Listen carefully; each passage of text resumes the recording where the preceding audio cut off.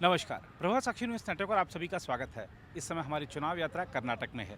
आप देख सकते हैं मेरे पीछे है कर्नाटक विधानसभा और ठीक 1 साल पहले कर्नाटक में कांग्रेस पार्टी ने भारी बहुमत हासिल किया और यहाँ पर अपनी सरकार बनाई। 5 गारंटियाँ भी दी कांग्रेस ने और कांग्रेस को भरोसा है कि वो जो 5 गारंटियाँ हैं वो इस लोकसभा चुनाव में चमत्कार करेंगी और राज्य की जो 28 लोकसभा सीटें हैं उनमें कांग्रेस जीत पाएगी। लेकिन स्थिति अगर हम देखें कांग्रेस की यहाँ पर कर्नाटक में लगातार बिगड़ रही है।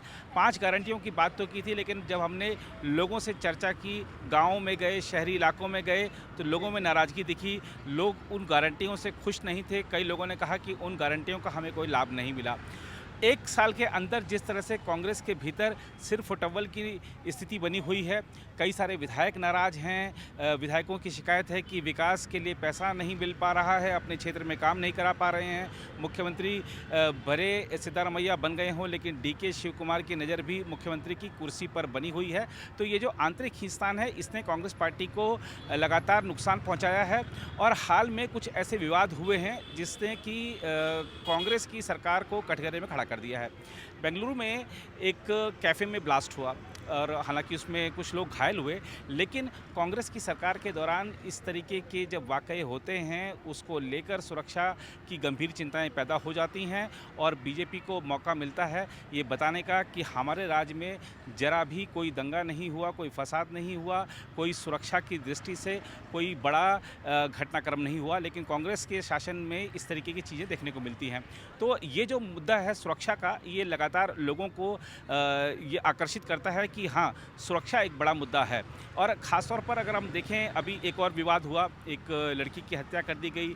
रामनवमी के दिन कुछ युवकों ने एक हिंदू युवक के साथ मारपीट भी की। ऐसे कई सारे घटनाक्रम देखने को मिल रहे हैं। तो जो लोग आरोप लगाते थे कि बीजेपी के शासन में उन्माद की या धार्मिक आधार पर कुछ मतभेद की जो खबरें आती हैं, ऐसे कांग्रेस के शासन में नहीं आती हैं, वो गलत साबित हुई हैं। कांग्रेस के शासन में भी ऐसी खबरें सामने आ रही हैं।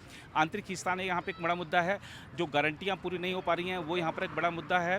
और तो ये जो ऐसी चीज़ें हैं जिनको बीजेपी लगातार भुना रही है। और हम आपको बता दें कि 2019 का जो लोकसभा चुनाव था उसमें बीजेपी ने 51% से ज़्यादा मत हासिल किए थे और कर्नाटक उन राज्यों में शुमार था जहाँ पर बीजेपी को 50% से ज़्यादा मत मिले थे।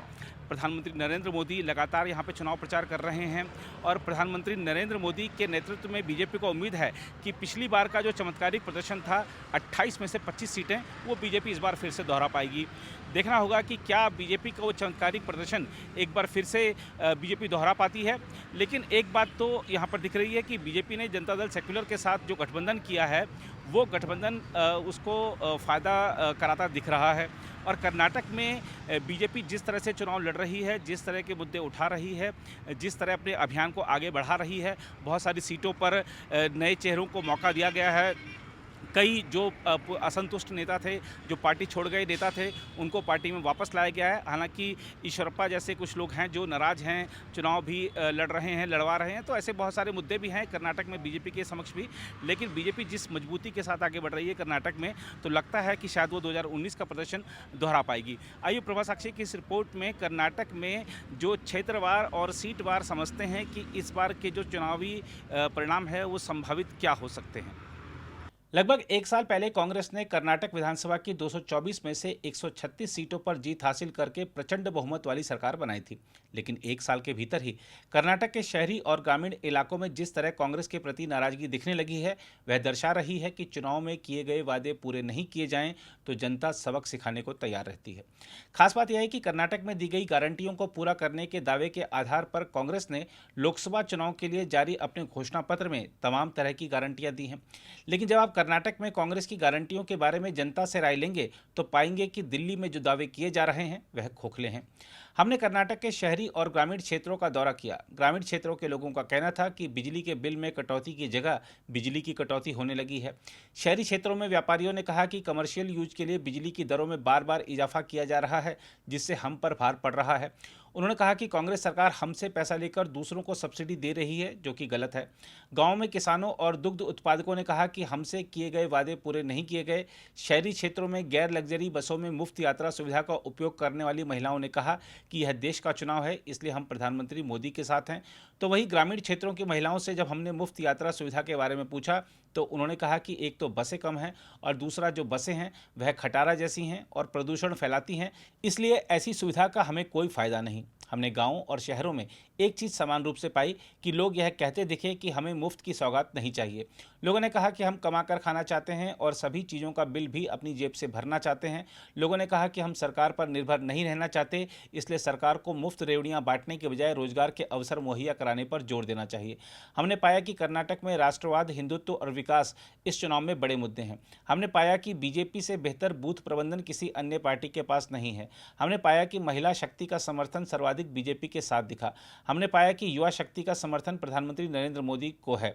हमने पाया कि पहली बार मतदान करने वाले से लेकर बच्चे तक की जुबान पर मोदी का नाम है।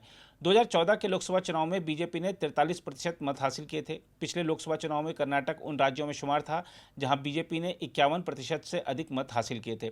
इस बार के चुनाव में भी वही स्थिति देखने को मिल सकती है। पिछले चुनाव में बीजेपी ने राज्य की 28 में से 25 सीटों पर विजय हासिल की थी। ऐसा लगता है कि इस बार भी वही स्थिति रह सकती है या बीजेपी और आगे भी जा सकती है। कर्नाटक में प्रधानमंत्री नरेंद्र मोदी की मजबूत छवि का लाभ बीजेपी को मिलता दिख रहा है और जिस तरह हाल ही में बेंगलुरु के एक कैफे में धमाका हो गया था, उसको देखते हुए लोगों के मन में यह भावना प्रबल हुई है कि सुरक्षा हालात बीजेपी के राज में ही बेहतर होते हैं। कर्नाटक में विधानसभा चुनाव के समय साइडलाइन किए गए पूर्व मुख्यमंत्री बीएस येदियुरप्पा को बीजेपी जिस तरह इस बार पूरा महत्व दे रही है, उसका जातिगत असर होता भी दिख रहा है। बीजेपी ने येदियुरप्पा के बेटे विजेंद्र को प्रदेश अध्यक्ष पद की जिम्मेदारी भी सौंपी है। येदियुरप्पा का लिंगायत समुदाय पर बड़ा प्रभाव है, जो कि राज्य में बड़ा सामाजिक वर्ग है। वहीं जनता दल सेक्युलर का प्रभाव वोक्कालिगा समुदाय के बीच काफ़ी अच्छा माना जाता है। इस समय कर्नाटक में जो सामाजिक समीकरण है, उसके मुताबिक लिंगायत और वोक्कालिगा की ताकत के साथ जब प्रधानमंत्री मोदी की लोकप्रियता जुड़ जाएगी तो इस गठबंधन का बेड़ा पार होना आसान हो जाएगा। पूर्व प्रधानमंत्री एसटी देवगौड़ा राज्य में काफ़ी सम्मानित नेता हैं। उन्होंने मोदी को एक बार फिर प्रधानमंत्री बनने का आशीर्वाद दिया है और लगातार साक्षात्कारों और बयानों के जरिए वह जिस तरह मोदी के लिए समर्थन मांग रहे हैं, उसका भी बड़ा असर कर्नाटक की राजनीति में देखा जा रहा है। खुद पूर्व मुख्यमंत्री और बीजेपी के वरिष्ठ नेता येदियुरप्पा भी कह चुके हैं कि जनता दल सेक्युलर के साथ गठबंधन सिर्फ लोकसभा चुनाव के लिए नहीं है, बल्कि यह आगे तक के लिए है। कर्नाटक में हमने एक चीज़ और पाई कि बीजेपी जहां इस चुनाव को पूरी एकजुटता के साथ लड़ रही है, वहीं कांग्रेस बिखरी हुई नजर आ रही है। कर्नाटक के मुख्यमंत्री और उप मुख्यमंत्री कांग्रेस के सभी उम्मीदवारों की जीत सुनिश्चित करने के बजाय अपने अपने खेमों के लोगों को जिताने के लिए ही प्रयास करते नजर आ रहे हैं। बताया जाता है कि यह सब घटनाक्रम कांग्रेस के कई विधायकों को अखर रहा है। वह पहले से ही इस बात से नाराज हैं कि उनके क्षेत्र में विकास के लिए फंड नहीं दिया जा रहा है। दरअसल ऐसा बताया जाता है कि मुफ्त रेवड़ियां बांटने के चक्कर में कर्नाटक सरकार का खजाना ही खाली हो चुका है और विकास के लिए पैसा नहीं बचा है। यहाँ सवाल यह भी उठता है कि जब खजाना रेवड़ियां लुटाने में ही खाली कर दिया गया, लेकिन जनता कह रही है कि उसे कुछ मिला ही नहीं, तो यह पैसा आखिर गया कहाँ? अगर आप भी लेना चाहते हैं देश दुनिया की तमाम जानकारी तो आज ही सब्सक्राइब करें हमारे चैनल को। साथ ही नीचे दिए बेल आइकन को जरूर दबाएं ताकि हर अपडेट आप तक पहुंच सके।